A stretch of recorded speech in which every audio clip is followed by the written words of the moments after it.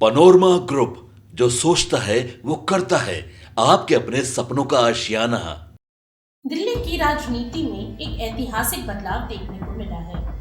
एक दशक से ज्यादा समय तक राजधानी की सत्ता पर काबिज रही आम आदमी पार्टी को जनता ने सत्ता से बाहर का रास्ता दिखा दिया है। भारतीय जनता पार्टी ने विधानसभा चुनाव में शानदार प्रदर्शन करते हुए 48 सीटें जीतकर पूर्ण बहुमत हासिल किया है, जबकि आम आदमी पार्टी केवल 22 सीटों तक सिमट कर रह गई। इस नतीजे के बाद अब सबसे बड़ा सवाल ये खड़ा हो गया है कि दिल्ली का अगला मुख्यमंत्री कौन होगा। इस पर चर्चाओं का बाजार गर्म है और राजनीतिक गलियारों में तरह तरह की अटकलें लगाई जा रही हैं। वहीं एक और सवाल लोगों के जहन में है कि दिल्ली में नए मुख्यमंत्री की नियुक्ति उपराज्यपाल की जगह राष्ट्रपति क्यों करेंगे।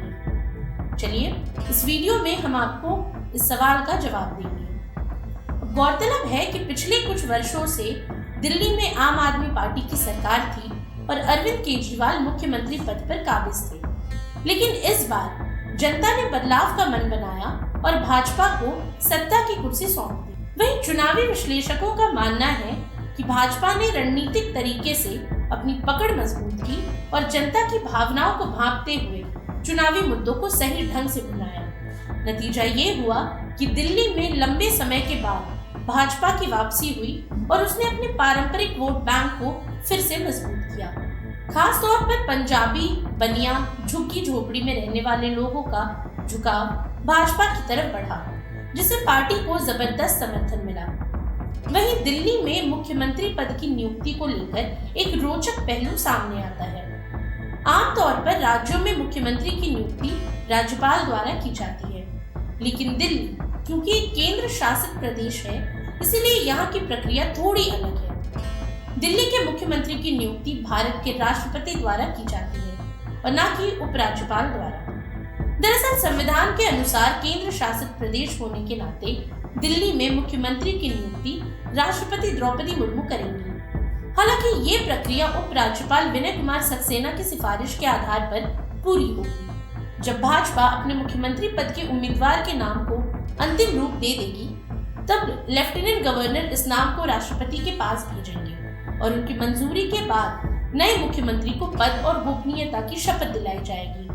वहीं इस पूरी प्रक्रिया में 2 से 3 दिन का समय लग सकता है। अब सबसे बड़ा सवाल ये है कि भाजपा दिल्ली के मुख्यमंत्री पद के लिए किसे चुनेगी।